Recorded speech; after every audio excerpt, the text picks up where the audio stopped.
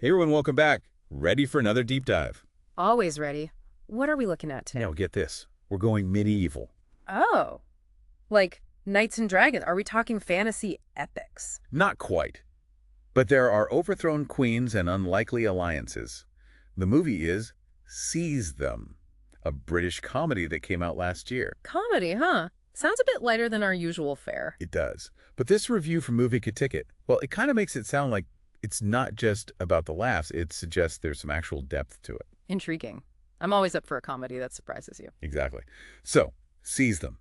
Let's set the scene. Medieval times.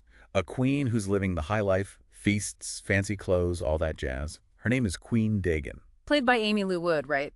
I loved her in. Yeah, she's got that perfect comedic timing. Anyway, Queen Dagan, living it up, and then bam, overthrown. Yeah. By a rebel leader. Someone named Humble Joan, the review said. Played by Nicola Coughlan, another great comedic actress. Right.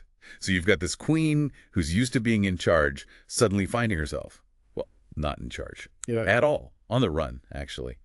Classic fish out of water story, wouldn't you say? Totally. It's like taking someone who's always had everything handed to them and throwing them into the deep end, forcing them to actually confront the world outside their palace walls. Which is exactly what happens to Dagan. Mm-hmm. And to make matters even more interesting and hilarious, I'm guessing she ends up teaming up with two very different characters. The review mentioned Sholme, a clever, resourceful, I think they used the word schemer, played by Lolly Adefope. Ooh, I like her already.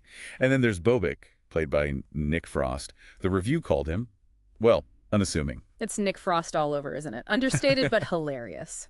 So imagine these three personalities, thrown together by circumstance, trying to survive and maybe even, take back the throne. Sounds like a recipe for chaos. But also, maybe some growth.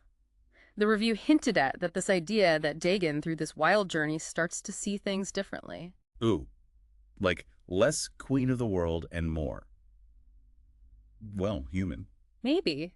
It's not like she has some sudden dramatic transformation into a saint, but she's forced to rely on others, to learn from them. Sholme's wit, Bobek's whatever Bobek brings to the table. Yeah, because let's be real, Queen Dagan probably hasn't had to rely on anyone for, well, anything. Exactly. So there's that theme of leadership emerging, right? What makes a good leader, especially when you've lost all your power? Okay, I have to ask, because the review did mention that. How are the jokes? Give it to me straight. Are we talking witty banter or, well, the other kind of medieval humor? There's definitely some slapstick in there. The review mentioned poo jokes, the kind that are so ridiculous you can't help but laugh. Yeah, I figured. Yeah. But it didn't sound like they went totally overboard with it, right? Right. It seemed more like they were using that kind of humor to highlight how absurd the whole situation is, satirizing those classic medieval tropes, and also maybe poking fun at power dynamics in general. Because, let's face it, power can be pretty ridiculous sometimes. Okay, one more thing I have to ask about James Acaster. He's in this, right? Yes. He plays Felix the Ironmonger. The review specifically mentioned his signature awkward charm. Which is perfect for a medieval comedy, wouldn't you say?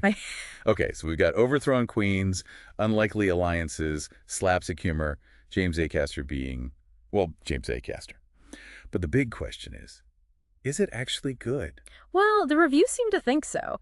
It praised the film's balance, the way it manages to be funny and chaotic, while also having a genuine story at its core. These characters, even if they're stumbling through medieval misadventures, they actually feel real. There's more than just a string of gags. Right. It seems to have some heart. And it makes you think about things like leadership, redemption, maybe even, well, what would you do if you suddenly lost everything and had to rely on a schemer and whatever Bobek is could get back on top? That is a question worth pondering. So, for everyone listening, I think we have a new mission. Check out Seize Them. See if you agree with the review. Is it the humor that makes it work, the character development, or maybe it's that perfect blend of both? Let us know what you think, because we're definitely curious. Because even in a medieval comedy, there might be something deeper lurking beneath the surface. You never know.